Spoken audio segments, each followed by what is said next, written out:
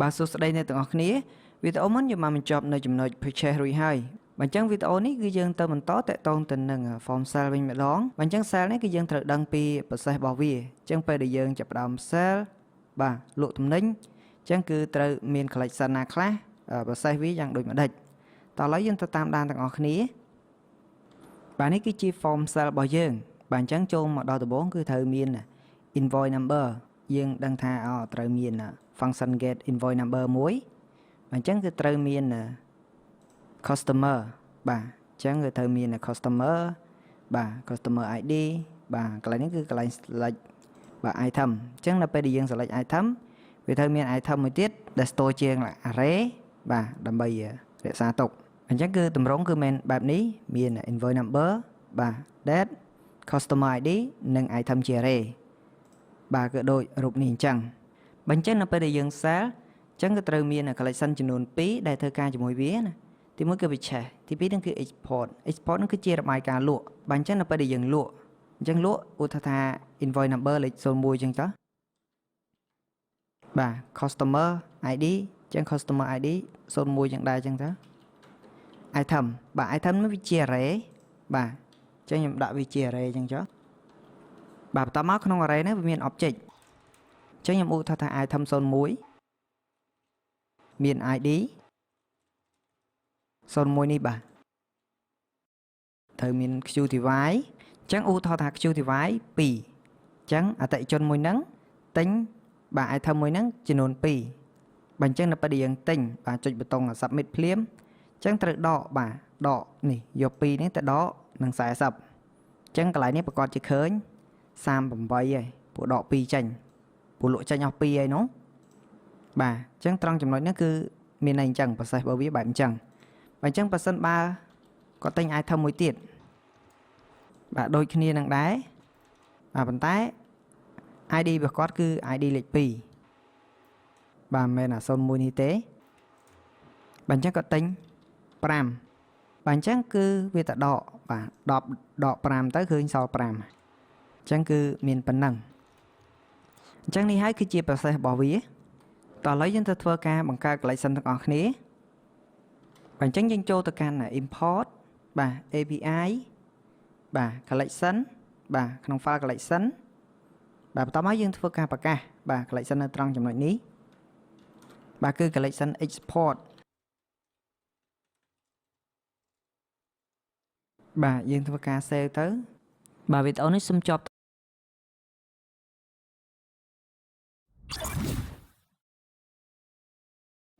bà số đây này thằng ngọc ní bà video này dân tàu mình to tệ tôn từ nâng ca bằng card method sạp cell bản chân cư bà sẽ tệ tôn từ nâng ca cell đó nè chẳng dân cho từ can import tới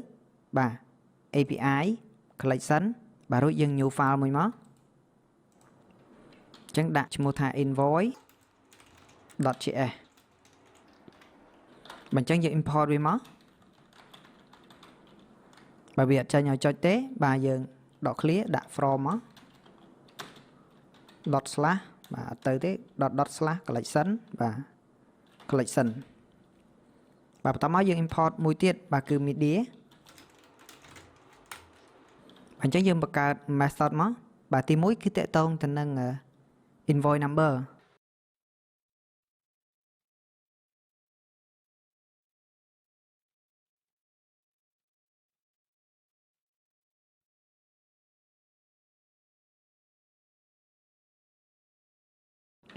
bà trongចំណុចនេះគឺបាទ export.find បាទអញ្ចឹងវាស្វែងរកបាទទិន្នន័យទាំងអស់បាទបន្តមក .count function count អញ្ចឹងមានន័យថាវារាប់បាទធាតុបាទឬក៏ document នៅក្នុង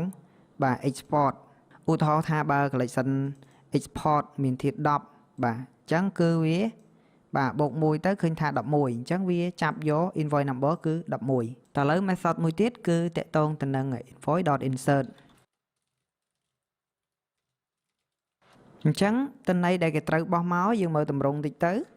បាទនេះគឺជាតម្រងទិន្នន័យបាទដែលគេបោះមកណាវាជា array បាទនេះគឺ doc ខ្ញុំតាំងឲ្យ doc គឺមានទិន្នន័យប៉ុណ្ណឹង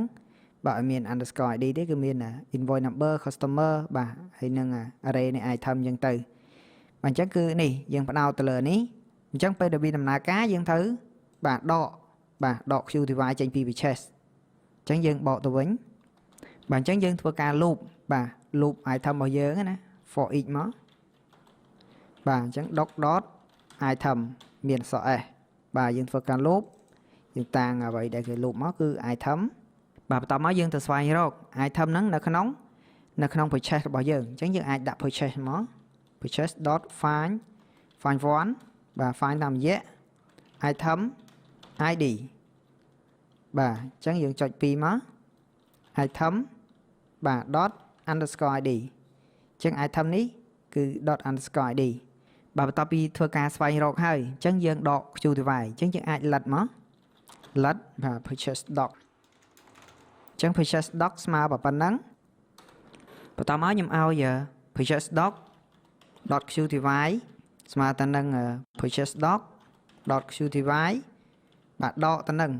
បាទ item .qty អញ្ចឹងមានន័យថាម៉េចមានន័យថាបាទនេះគឺជាបរិមាណដែលយើងត្រូវលក់ចេញបាទយើងត្រូវដក stock បាទចេញពី purchase របស់យើងណាអញ្ចឹងយើងត្រូវដកចេញបាទឧទាហរណ៍ថាពីមុន Qty វាស្មើ40ឥឡូវគេទិញអស់2អញ្ចឹងវាត្រូវសល់38បាទមានអ្នកយើងត្រូវ update Qty របស់វាបាទបន្តមកយើងធ្វើការ update បាទ update ឲ្យវាណាអញ្ចឹងយើងអាច purchase បាទ .update បាទអញ្ចឹងយើង update តាមរយៈ id បាទអញ្ចឹងយើងអាច purchase doc ._id បាទអញ្ចឹងគឺ $set document ថ្មីអញ្ចឹង document ថ្មីគឺ purchase doc នេះឯងបាទអញ្ចឹងគឺយើងធ្វើការ update បរិមាណវាណាអញ្ចឹងបើសិនវាដំណើរការចប់ហើយយើងធ្វើការ insert ចូលទៅក្នុង export របស់យើងវិញម្ដង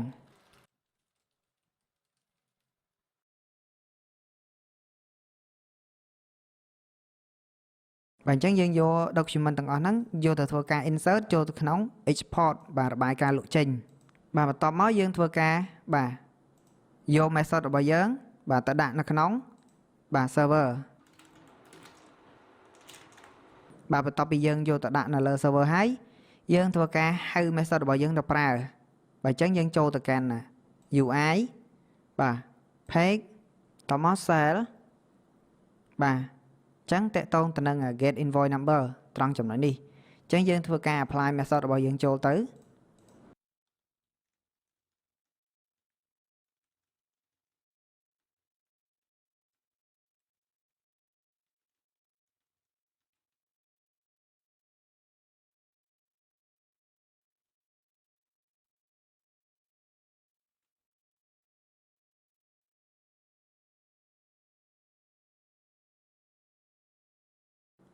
បាទបន្តមកតកតងទៅនឹងពេលដែលយើង submit បាទត្រង់ចំណុចនេះ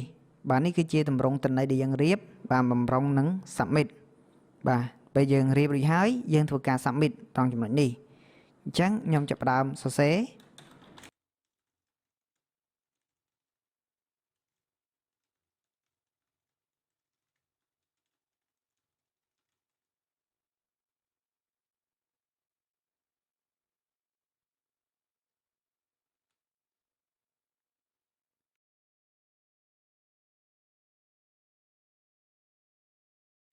បាទបន្ទាប់មកយើងធ្វើការ save បាទរួចទៅ test លទ្ធផលទាំងអស់គ្នាបាទអញ្ចឹងនៅចំណុចមួយទៀតបាទតកតងទៅនឹង item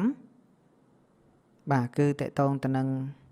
បាទ get purchase បាទ get purchase ហ្នឹងគឺយើងយកទិន្នន័យពី purchase មក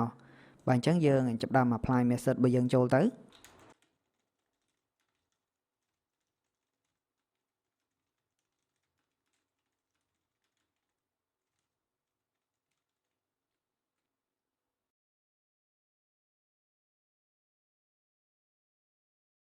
បាទបន្តមកមួយទៀតគឺតកតងទៅនឹង get customer អញ្ចឹងយើងធ្វើការ apply method ដើម្បីទាញយក customer មក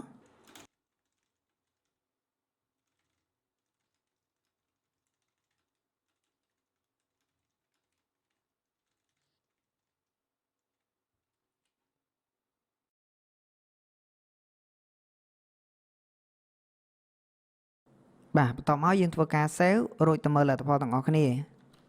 តោះឥឡូវយើងធ្វើការតេស្តបាទ invoice number គឺទាញមកបាន1អញ្ចឹងខ្ញុំឧទាហរណ៍ថាខ្ញុំ select កូឡាប៊ុនហៃបាទគាត់ទិញកង្កែបបំពងបាទ1ទិញកូកា1អញ្ចឹងនៅពេលដែលយើងចុច submit បាទអញ្ចឹងគឺវា recalculate ភ្លាមបាទឃើញថាលេខ2បាទឥឡូវយើងទៅមើលទិន្នន័យបាទក្នុង database យើងទាំងអស់គ្នាបាទយើងចូលមកត្រង់ចំណុចនេះមកបាទ scroll មកកាន់ media ដើម្បី click លើវាបាទយើងស្វែងរក export បាទដើម្បី click លើវាមកបាទបន្តមកវា run បាទទាញយកទិន្នន័យមកហើយអញ្ចឹងនេះគឺជាទិន្នន័យបាទអញ្ចឹងគឺមាន underscore id មាន invoice number customer date បាទហើយនឹង item បាទ item របស់យើងគឺមាន2បាទទី1គឺប៉ុណ្ណេះទី2ក៏ប៉ុណ្ណេះដែរតោះឥឡូវយើងទៅមើលក្នុង stock របស់យើងស្រកដែរឬទេបាទអញ្ចឹងគឺយើងស្រកមួយបាទទិញមួយបាទ stock របស់យើងស្រកហើយកូកាពីមុន40ឥឡូវសល់39បាទអង្កែបបំពងបាទ10ឥឡូវសល់9បាទអញ្ចឹងគឺទិញគឺស្រកទិញគឺស្រកហ្មងបាទអញ្ចឹងខ្ញុំសាកទិញម្ដងទៀតបាទអញ្ចឹងយើងសាកចុច submit បាទអញ្ចឹង invoice number វាកើន3បាទបន្តមកយើងចូលទៅកាន់ purchase បាទអញ្ចឹងឃើញស្រកបាទសរុបសេចក្តីមកវិញយើងបាន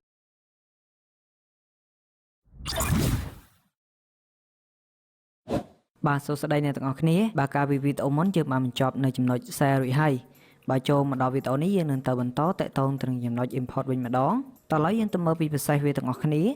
បាទអញ្ចឹងចូលមកដល់ចំណុច report អញ្ចឹងនៅពេលដែលយើងចុច query យើងបកមកអញ្ចឹងគឺវា query ទិន្នន័យចន្លោះថ្ងៃទីប៉ុណ្ណឹងដល់ថ្ងៃទីប៉ុណ្ណឹងបាទយើងឲ្យ client នេះតោះឥឡូវយើងទៅមើលទិន្នន័យនៅក្នុង collection import ទាំងអស់គ្នាបាទនេះគឺជាទម្រង់ទិន្នន័យនៅលើ import បាទ collection import របស់យើងបាទអញ្ចឹងគឺមាន ID បាទ supplier ID បាទ item ID បាទ cost price QTY បាទ date status បាទ remain បាទចំណុចដែលយើងត្រូវទាញទិន្នន័យពី collection ផ្សេងហ្នឹងគឺមាន supplier ID បាទនិង item ID បាទ supplier ID គឺយើងទាញទៅលើបាទយើងចង់បានឈ្មោះក្រុមហ៊ុនបាទ company name បាទ item គឺយើងចង់បានឈ្មោះរបស់ item តោះឥឡូវយើងទៅធ្វើការបាទសរសេរ method ទាំងអស់គ្នាបាទអញ្ចឹងយើងចូលទៅកាន់ import API បាទ method បាទបន្តមក new file បាទយើងដាក់ថា import.js បាទបន្តមកយើង import media មក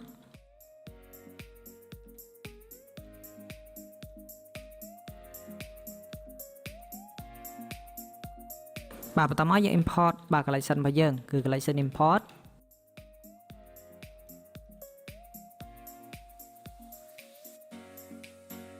បាទបន្តមកយើងធ្វើការប្រកាស method បាទ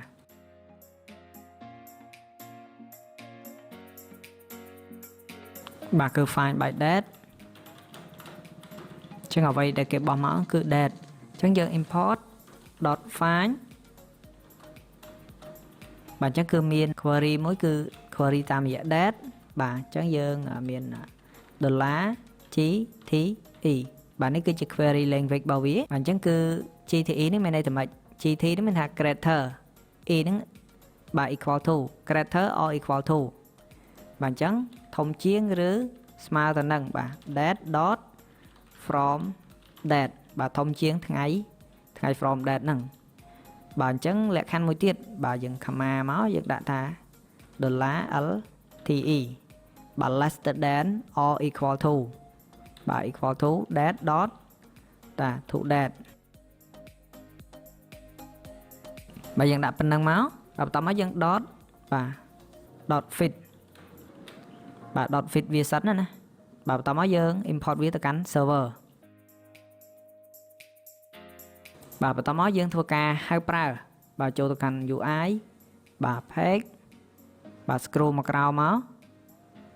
បាទគឺ import បាទត្រង់ចំណុចនេះបាទអញ្ចឹងយើងចាប់ផ្ដើមមក call ហៅតែម្ដងទៅយើងចុចត្រង់នេះមកបាទយើង clear code ចាស់ចោលបាទយើងទុក console date នឹងមើលមួយ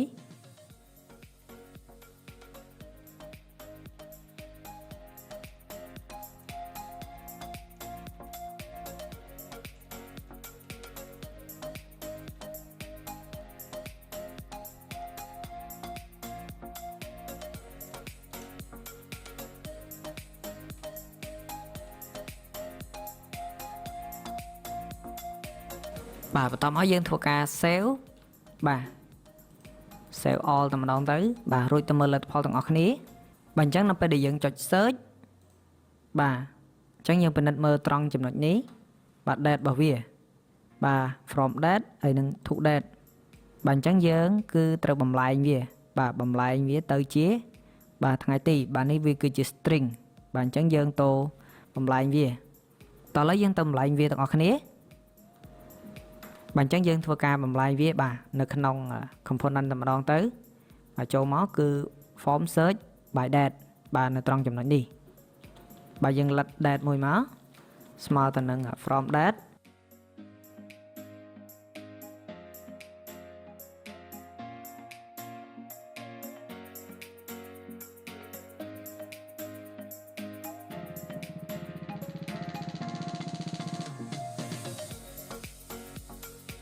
បាទអញ្ចឹងយើងធ្វើការ save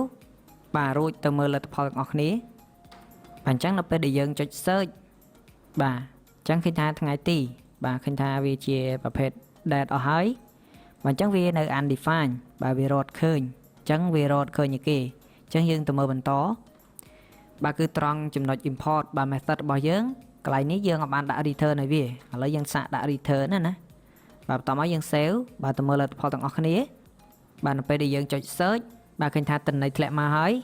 បាទអញ្ចឹងយើងធ្វើការបោះទិន្នន័យហ្នឹងឲ្យទៅកាន់បាទអាញាណាមួយដើម្បីធ្វើការបោះបង្ហាញបាទអញ្ចឹងយើងបោះបាទឲ្យ item មក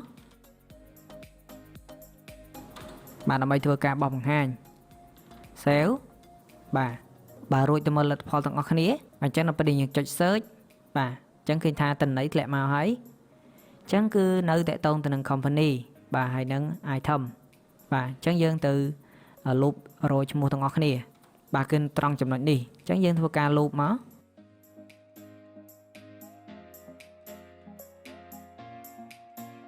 បាទអញ្ចឹងយើងប្រកាសអាញាតមួយឈ្មោះថា data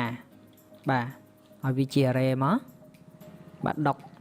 បាទដុកត្រង់ចំណុចនេះយើងដាក់ដុក dot បាទ dot name អញ្ចឹងដុក dot name តំណាងឲ្យ item name នឹងឯងអញ្ចឹងស្មើទៅនឹង collection មួយដែលមានឈ្មោះថា item បាទ dot find one find មកតាមរយៈអីគេ underscore id បាទក្នុងនេះគឺ doc dot item id បាទតមក dot name មកបាទអានេះ item name ចុះ supplier តើតើទៅនឹង company អញ្ចឹង doc dot company ស្មើទៅនឹងបាទ company បាទជាស្រ័យ supplier dot find one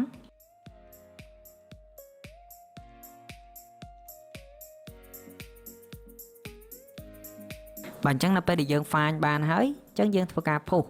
បាទ push ទិន្នន័យចូលទៅក្នុង data របស់យើងមក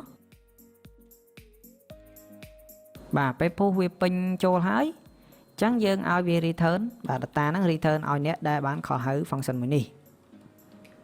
បាទអញ្ចឹងយើងធ្វើការ save បាទរួចទៅមើលលទ្ធផលទាំងអស់គ្នាបាទអញ្ចឹងនៅពេលដែលយើងចុច search បាទឃើញថាទិន្នន័យគឺមកគ្រប់តែម្ដងបាទអញ្ចឹងគឺមាន date បាទគេមាន company name មានឈ្មោះបាទប្រភេទទំនិញហ្នឹងបាទមានឈ្មោះទំនិញ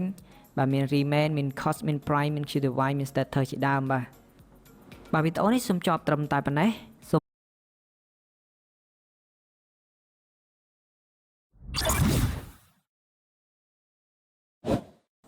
បាទសួស្តីអ្នកទាំងអស់គ្នាបាទវីដេអូមុនយើងបានបញ្ចប់នៅចំណុច import រួចហើយបាទចំណែកវីដេអូនេះយើងនឹងទៅបន្តតាក់ទងទៅនឹងចំណុច export វិញម្ដងតោះឥឡូវយើងទៅមើលពី process វាទាំងអស់គ្នាបាទអញ្ចឹងនេះគឺជា page export បាទអញ្ចឹងនៅពេលដែលយើងចុច search បាទអញ្ចឹងគឺវាចាប់ផ្ដើមទាញទិន្នន័យមកបាទចន្លោះថ្ងៃទីបាទណាមួយដល់ថ្ងៃទីណាមួយអញ្ចឹងទៅតោះឥឡូវយើងទៅធ្វើការអនុវត្តកូដទាំងអស់គ្នាបាទអញ្ចឹងដំបូងយើងចូលទៅកាន់ import បាទ API បាទ collection បាទ method បាទបន្តមក invoice បាទអញ្ចឹងយើងបន្ថែមយើងគ្រាន់តែបន្ថែមឈ្មោះបាទនៅត្រង់ចំណុចនេះគឺ invoice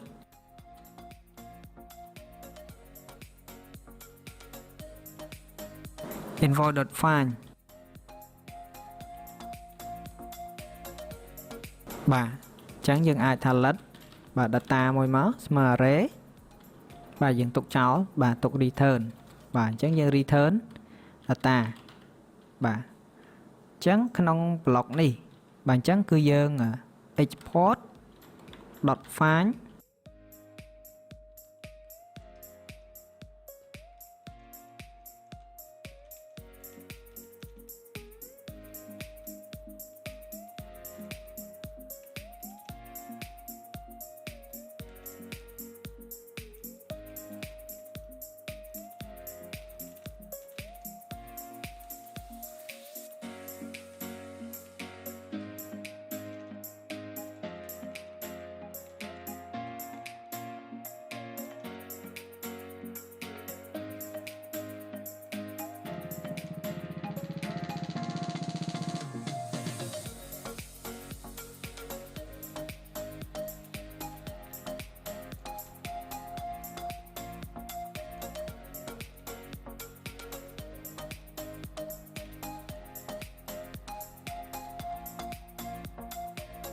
បាទអញ្ចឹង method របស់យើងទៅ save រួចហើយ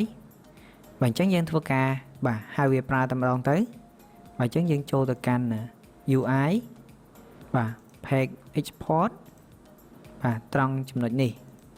បាទអញ្ចឹងយើងធ្វើការខលហៅបាទនៅត្រង់ចំណុចនេះ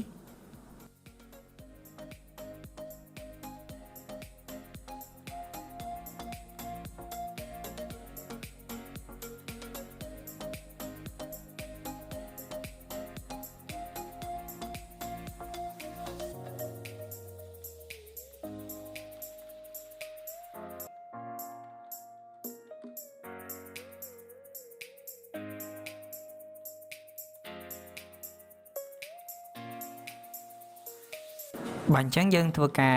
save បាទរួចទៅមើលលទ្ធផលទាំងអស់គ្នាបាទអញ្ចឹងនៅពេលដែលយើងចុច search បាទឃើញថាវាទៅទិញតិន័យមកបាទមានកលាប់បុនហៃបាទក៏ទិញកង្កែបបំពងក៏ទិញកូកាបាទកាលនោះក៏ទិញមួយបាទកែបបំពងមួយកូកាមួយបាទនេះថ្ងៃបន្ទាប់ឬក៏ម៉ោងបន្ទាប់ក៏ទិញទៀតបាទចឹងគឺក៏ទិញមុខតំណែងដដែលបាទទិញទាំងនេះទិញ2បាទទិញ3ចឹងទៅបាទឃើញថាដំណើរការហើយបើអញ្ចឹងខ្ញុំឧទាហរណ៍ថាចាប់ពីថ្ងៃទី1បាទដល់ថ្ងៃទីបាទនេះយើងមើលក្នុងនេះឃើញថ្ងៃទី16អញ្ចឹងយើង select ត្រឹមថ្ងៃទី16មកបាទអញ្ចឹងគឺវាយកត្រឹមថ្ងៃហ្នឹងអញ្ចឹងបើយើងថយមួយថ្ងៃបាទថ្ងៃទី15បាទអញ្ចឹងវាអត់មានទេតែបើថ្ងៃទី16វាមានបាទមានតំណែងណាបាទអញ្ចឹងគឺត្រឹមត្រូវរួចហើយបាទអញ្ចឹងខ្ញុំសូមបញ្យល់កូដត្រង់ចំណុចនេះបន្តិច